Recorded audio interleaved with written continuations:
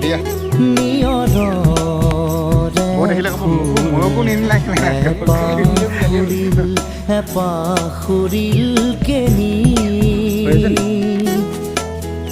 jenny যায় বলাকাই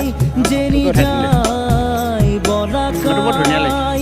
মেঘ কাগজতে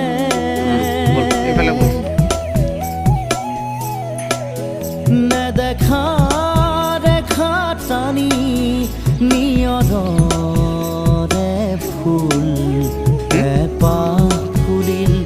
পাখুৰিল কেনি